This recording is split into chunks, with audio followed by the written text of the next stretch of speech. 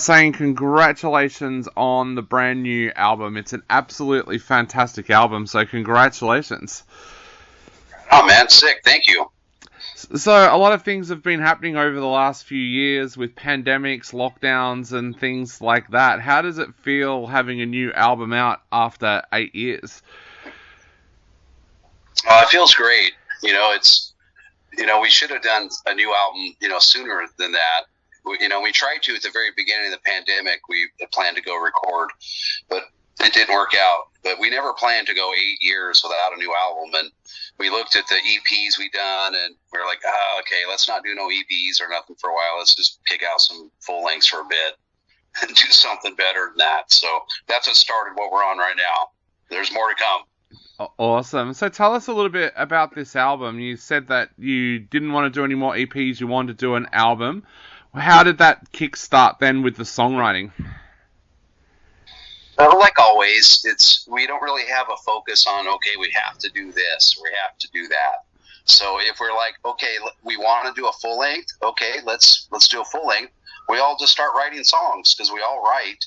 So we all write our songs and start bringing them to the table and kick them in and form it into what it is and release that slab of sickness. That must be something that's been great in the band over the years, having so many songwriters in the band. What is that like when you all get together and you're like, hey, this is what I've been working on? That must almost feel like Christmas morning opening new presents for you every time you get together for that kind of session. Yeah, it's really cool because what we do is we text or email the songs to each other as we write them. Hey, got a new song, and send it.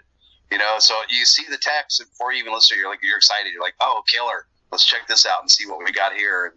So yeah, it is like Christmas. It's, birthday presents, so it's really fun to check out what everybody else does. And it's cool too, also to send your own songs out and go, all right, here, I got one, check this out.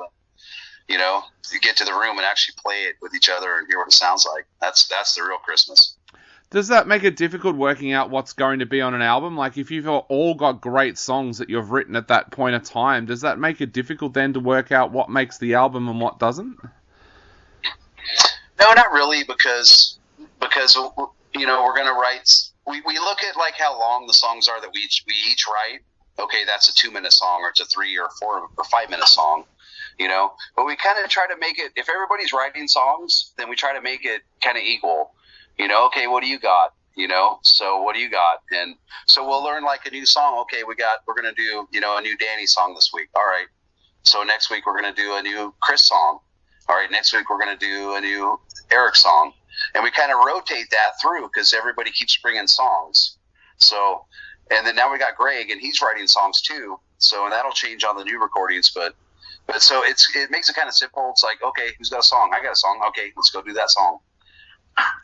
I'm finding, talking to a lot of artists at the moment, people either went through the pandemic and found it to be a time when they were really creative because they were off the road and not touring, or other people found it to be a time when it was difficult to be creative because they were kind of trapped at home. How did you find that pandemic time and your creativity? For me, creativity isn't something that I can just go look for and find it, and it's right there. It comes and it goes, and it doesn't matter what's happening in the world or anything else, anywhere else. It's something you can't force, and when it's there, it's there. When it's not, it's not, and you're going to recognize that pretty quickly. So it's just something that hopefully it's going to keep coming, and fortunately it has. But there's no way to know what's going to happen, and the pandemic didn't affect anything regarding that for me. It did the band with being able to go out and play places and everything shut down. But it didn't really change anything, regarding, hey, I can write more now, or I can write less. I have to do this, or I have to do that.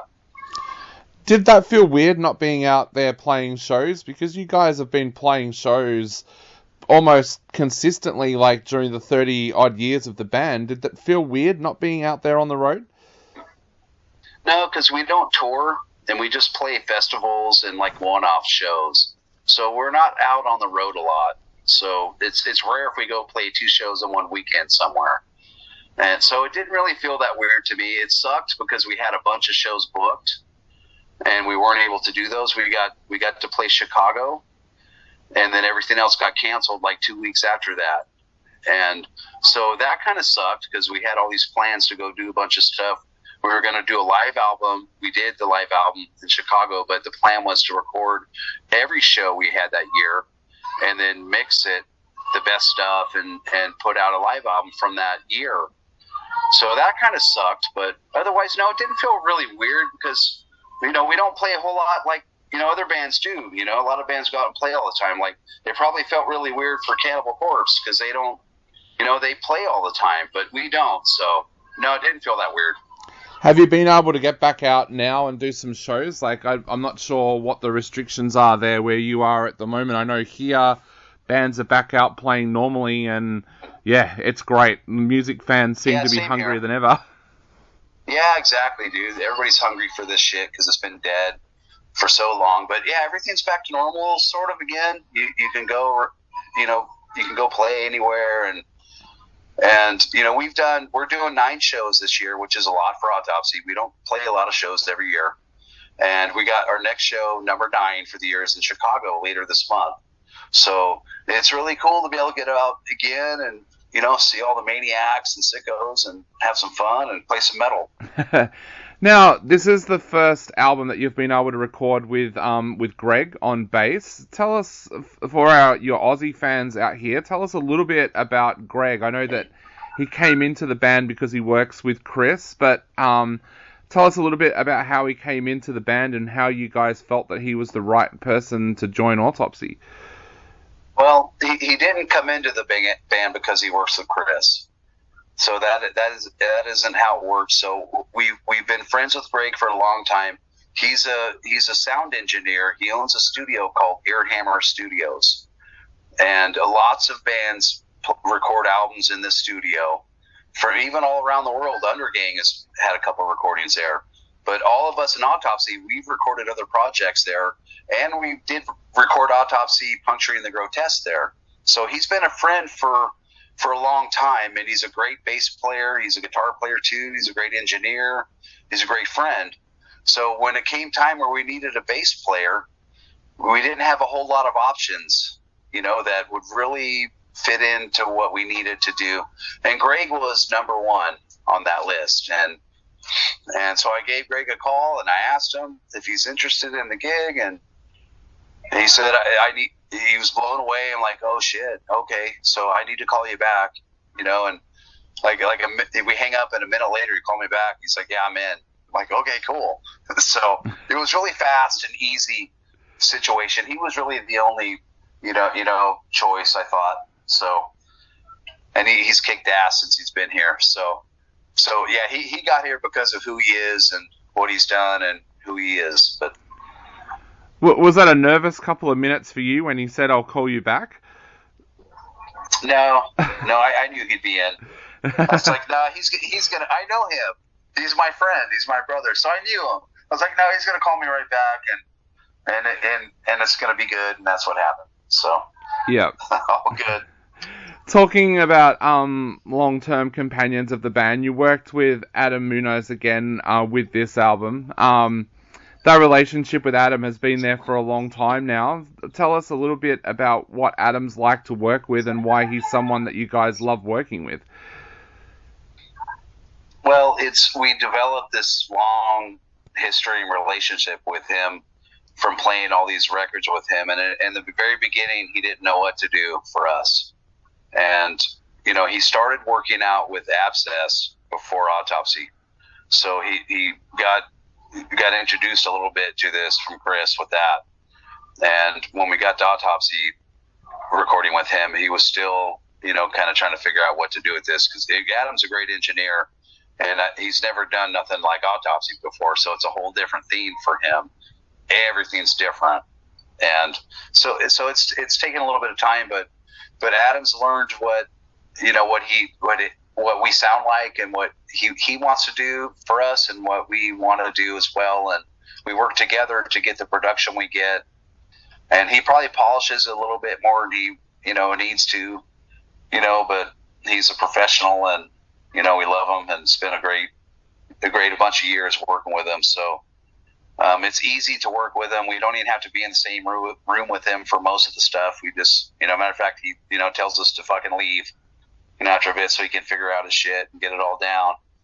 And then we come back in and we dial in all the stuff, like volumes on little things like guitar fills and harmonies and stuff. Okay, make that louder, make that lower, do this, do that. But otherwise, he dials all that shit in, on his own before we even step into the room again.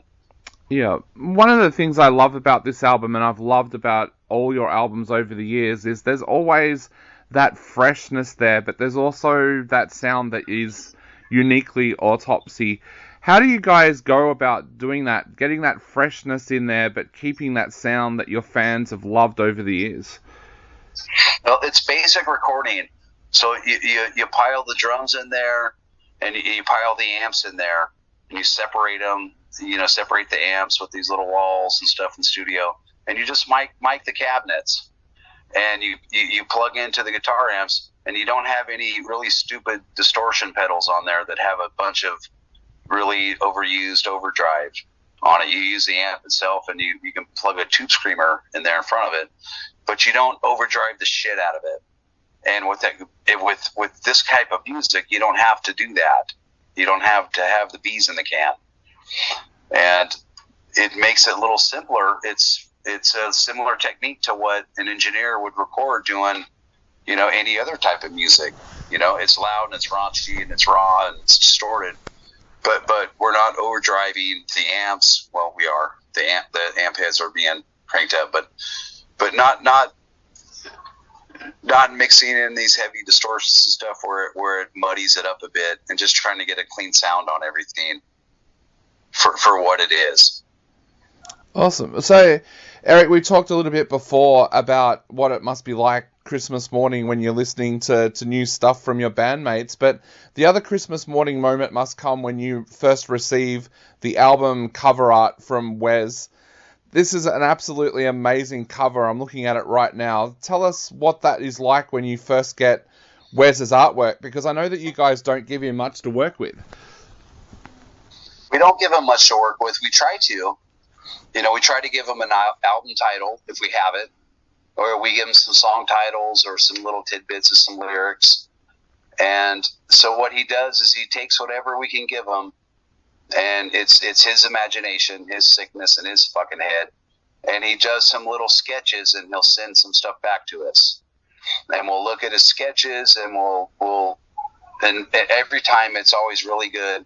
And we may have a couple of ideas to put in and send that back to him, and then he comes back with it again, and it goes back and forth, a few times, and then he gets to the point where once he gets the idea to where it needs to be, we approve it, and then he makes a couple little tweaks after that he finds on his own that he thinks might be better suited for Autopsy, and it's always good.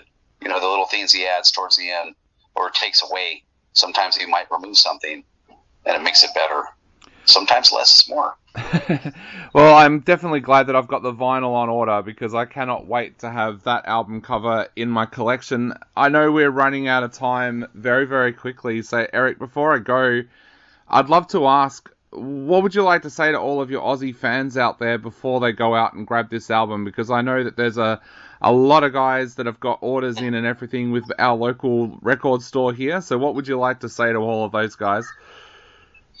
You know what? I love all you guys, and I really hope we get to come over there and play sometime. Your country is so huge. It's something that you have to, book a tour just for there. Yep. And I hope to be able to do something someday somewhere, and I don't know a lot of people there, so I don't know a lot of promoters. So if people have ideas and promoters, please send them our way. We'd like to do something there, and we really thank you for your support. Definitely. So if there's any promoters out there listening to the show today, get in touch with Eric. So Eric, thank you so much for taking the time to chat to us. It's been an absolute honor, mate, and we cannot wait to see what you guys are going to do next.